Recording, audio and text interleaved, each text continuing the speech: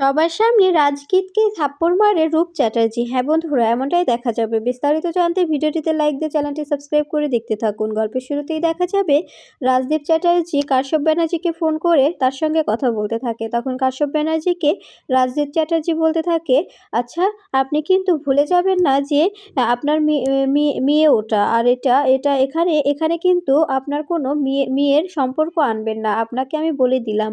আবার মেয়ের সম্পর্কের কথা ভেবে সবকিছু গুলিয়ে ফেললে কিন্তু ঝামেলা হয়ে যাবে।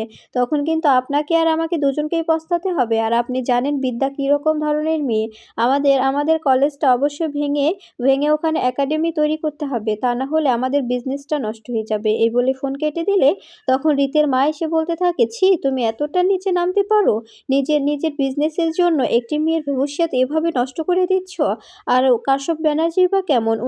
উনি তো বিদ্যার বাবা। উনি বাবা হয়ে কি করে মেয়ের সর্বনাশ করতে চাইছে আমি বুঝতে পারছি না। আমি তোমাদের কাছে হাত জোড় করে রিকোয়েস্ট করছি, এরকম কিছু করো না যার জন্য মেয়েটার ভবিষ্যৎ নষ্ট হয়ে যায়, একটা মেয়ের ক্যারিয়ার নষ্ট হয়ে যায়। তখন রাজদীপ চ্যাটার্জি বলতে থাকে, তোমাকে এতটা ভাবতে হবে না। আমাকে আমাকে যা করার করতে দাও। আর আমি যতটা নিচে নামা যায় আমি ততটাই নিচে নামবো, কারণ আমার বিজনেসটা আমাকে ধরে রাখতে হবে। তখন দেখা যায় রিথের মা বলতে থাকে, ছি, তুমি এতটা নোংরা, আমি জানলে কখনো তোমার সঙ্গে থাকতাম না। আমার তো এখন তোমাকে দেখে ঘৃণা হচ্ছে যে তুমি টাকার জন্য সবকিছু করতে পারো। এদিকে দেখা যায় প্রিন্সিপাল স্যারকে ফোন করে বিদ্যা প্রিন্সিপাল স্যারকে ফোন করে বলতে থাকে, কি ব্যাপার, আজকে আজকে হঠাৎ কলেজ বন্ধ কেন? তখন দেখা যায় প্রিন্সিপাল স্যার বলতে থাকে, সেই কৈফিয়ত কি আমি তোমাকে দেব? তোমাকে দেওয়ার জন্য তো আমি বাধ্য নই, তাই না? তখন দেখা যায় বিদ্যা বলতে থাকে, অবশ্যই কৈফিয়তটা আমাকে দিতে হবে, কারণ আমি ওখানকার প্রফেসর, তাই তাই আমাকে আমাকে এই কৈফিয়তটা আপনাকে দিতেই হবে। তখন দেখা যায় প্রিন্সিপাল স্যার বলতে থাকে, আমি এই কৈফিয়তটা আপনাকে দিতে বাধ্য নই। স্কুল বন্ধ, তাই আপনারা বন্ধ উপভোগ করুন। তখন বিদ্যা বলতে থাকে, বন্ধ তো আপনি কলেজে কি করছেন? তখন প্রফেসরের কথা শুনে প্রিন্সিপাল স্যার বলতে থাকে, আমি যে কলেজে আছি এটা আপনাকে কে বলল? তখন দেখা যায় বিদ্যা বলতে থাকে, আমার আমার স্টুডেন্টরা সবসময় কলেজের উপর নজর রাখছে, কারণ আপনাদের মতো শকুনের পাশা তো সবসময় চালার জন্য আপনারা রেডি আছেন, তাই না? আপনারা তো চাইছেন হোস্টেলটা ঘুরিয়ে দিয়ে ওখানে একটি ব্যবসা তৈরি করতে, ওখানে একটি একাডেমি তৈরি করে সেই একাডেমি পড়াশোনার নামে ব্যবসা করবেন। তখন দেখা যায় এই কথাটা শুনে তখন প্রিন্সিপাল স্যার বলতে থাকে, মুখ সামলে কথা বলবেন, এভাবে এভাবে আপনি কথা বলতে পারেন না। তখন বিদ্যা বলতে থাকে, আমি অবশ্যই এভাবেই কথা বলতে পারি। আর আপনাদের আমি বলে দিলাম যে আপনারা যদি আমাকে এভাবে ফাঁসানোর চেষ্টা করেন তবে কিন্তু আপনারাও মনে রাখবেন কথাটা, আপনারা মাথায় রাখবেন, এটার জন্য কিন্তু আমিও প্রস্তুত আছি। আমিও কিন্তু কিছুতেই ছাড়ব না। আমি পুরো স্কুলকে নিয়ে গিয়ে ওই একাডেমির সামনে দাঁড়াবো, একাডেমিটা ভেঙে গুঁড়িয়ে দিব। আমি এই কথাটা বলে দিলাম, কথাটা আপনি আপনি রাজদীপ চ্যাটার্জি আর কাশ্যপ ব্যানার্জিকে জানিয়ে দেবেন। আর এখানে তো রাজদীপ চ্যাটার্জির সঙ্গে একটি মাথা কাজ করছে, যে মাথাটা আপনার। আর সেই মাথাটায় যদি বেশি বাড়াবাড়ি করার চেষ্টা করে তবে কিন্তু ঝামেলা হয়ে যাবে। আর প্রফেসর বিদ্যা ব্যানার্জিকে আপনি চেনেন না। প্রফেসর বিবি যে কী করতে পারে এটা কিন্তু আপনি জানেন না। তখন দেখা যায় তখন বিদ্যার কাকা এসে বলতে থাকে, ওদিকে তো ফাগুন বসে আছে, তুই ফাগুনকে সাজাবি না? তখন বিদ্যা বলতে থাকে, হ্যাঁ, আমি আসছি। এরপরে প্রিন্সিপাল স্যারকে বলতে থাকে, আমার বোনের বিয়ে, তাই বোনের বিয়েতে আপনাকে নেমন্তন্ন করা হলো। আপনি এসে পাত পেরে খেয়ে যাবেন। তখন দেখা যায় প্রিন্সিপাল স্যার বলতে থাকে, অপমান করছো? এই বলে ফোনটা কেটে দেয়। এরপরে দেখা যায় রাজদীপ চ্যাটার্জিকে ফোন করে বলতে থাকে, বিদ্যা ফোন করেছিল, প্রফেসর বিদ্যা ব্যানার্জিকে আমাকে ফোন করে থ্রেট দিল। আমাকে বলল যে যদি যদি কোনোভাবে এই কলেজটা ভাঙার চেষ্টা করা হয় তবে কিন্তু ও একদম রৌদ্রমুদ্রে ধারণ করবে। আর ব্যাপারটা ওর হুমকি মনে হলো না, মনে হলো সত্যি কিছু একটা করবে। এখন কি করবেন আপনি? তখন রাজদীপ চ্যাটার্জি বলতে থাকে, যাই হয়ে যাক না কেন আমাকে এই একাডেমিটা তৈরি করতেই হবে। এদিকে দেখা যায় বিদ্যা ফাগুনকে সাজাতে থাকলে তখন এদিকে প্রিন্সিপাল স্যার নিজের রুম থেকে নেমে এলে তখন দেখা যায় স্টুডেন্টরা প্রিন্সিপাল স্যারকে ঘেরাও করে ধরে আর বলতে থাকে, কি ব্যাপার স্যার, আপনি এখন এখানে? কলেজ তো বন্ধ, তবে আপনি কলেজে কি করছেন? তখন দেখা যায় প্রিন্সিপাল স্যার বলতে থাকে, তোমাদের তো বন্ধ, তোমরা বাড়িতে ফিরে যাও, তোমরা এখানে কেন আছো? আমি তোমাদের প্রিন্সিপাল স্যার, তোমাদের আদেশ করছি এখান থেকে বেরিয়ে যাও। তখন দেখা যায় এদিকে এদিকে ফাগুনকে কনে সাজে সাজিয়ে দিচ্ছে বিদ্যা। বিদ্যাকে তখন ফাগুন বলে ওঠে, আচ্ছা তুই যে আমাকে সাজাচ্ছিস সেটা কি মন থেকে সাজাচ্ছিস, নাকি নাকি আশা নিয়ে বসে আছিস যে আবার আমাকে সাজিয়ে নিজের সিঁথিটা রাঙিয়ে নিবি? তখন দেখা যায় বিদ্যা বলতে থাকে, মুখ সামলে কথা বল ফাগুন, আমি তোর মতো এ ধরনের চিন্তাভাবনা নিয়ে থাকি না। আমি আমার স্টুডেন্টদের জন্য সবকিছু করতে পারি। যদি তাই না করতাম তবে আমি আমার স্বামীকে তোর হাতে তুলে দিতাম না। এরপরে দেখা যায় তখন বিদ্যার কাকা বলতে থাকে, অনেক হয়েছে, তোকে আর লেকচার দিতে হবে না। সাজানো হয়ে থাকলে তুই এখান থেকে যেতে পারিস। বরণডালাটা সাজাতে হবে তো?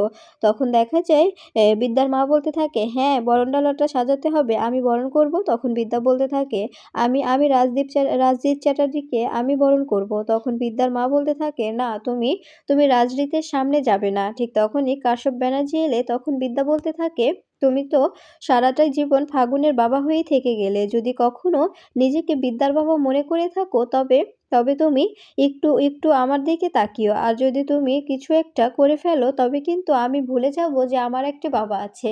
মা তো অনেক আগে হারিয়ে ফেলেছি। যাকে মা ডাকতাম সে তো আমাকে আমার থেকে মা ডাকার অধিকারটা ছিনিয়ে নিয়েছে।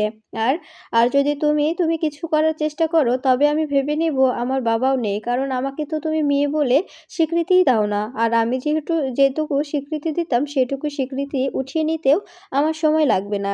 এরপরে দেখা যায় কাশ্যপ ব্যানার্জি বলতে থাকে, এসব তুমি কি বলছো বিদ্যা? তুমি আমার সঙ্গে এভাবে কথা বলছো কেন? তখন বিদ্যা বলতে থাকে, আমি যে কেন কথা বলছি এগুলো আপনি খুব ভালো করেই জানেন মিস্টার কাশ্যপ ব্যানার্জি। আমাকে যে কথাটা দিয়েছেন, যে ডিলটা আমার সঙ্গে হয়েছে, যদি তার বিন্দুমাত্র এদিক সেদিক হয় তবে কিন্তু পুরো এলাকা হৈ হৈ উঠে যাবে। আপনি বুঝতে পারছেন না? আপনার বাড়িটা একদম নিলামে উঠে যাবে। আপনার বাড়ির চারপাশটা স্টুডেন্টরা ঘেরাও করে ধরবে। আপনি বুঝতে পারছেন না কতটা ভয়ঙ্কর হতে পারে ব্যাপারটা। তখন কাশ্যপ ব্যানার্জি বলতে থাকে, তুমি কি আমাকে হুমকি দিচ্ছ? তুমি কি তোমার বাবাকে হুমকি দিচ্ছ? তখন দেখা যায় বিদ্যা বলতে থাকে, না আমি হুমকি দিচ্ছি না, আমি কথাগুলো বুঝাচ্ছি। আর আমি এখন যে কথা বলছি আ বে বিজনেসম্যান কাশ্যপ ব্যানার্জির সঙ্গে। আর বিদ্যা ব্যানার্জির বাবার সঙ্গে নয়। কারণ আপনি তো আমাকে মেয়ে বলে কখনোই গণ্য করেননি, কখনোই মানুষের সামনে স্বীকৃতি দেননি। এদিকে দেখা যায় রাজরিত বর সেজে বেরোলে তখন দেখা যায় রূপ চ্যাটার্জি বলতে থাকে, বাহ! অনেক সুন্দর লাগছে তো তোকে, অনেক সুন্দর সেজেছিস। তোর লজ্জা করছে না?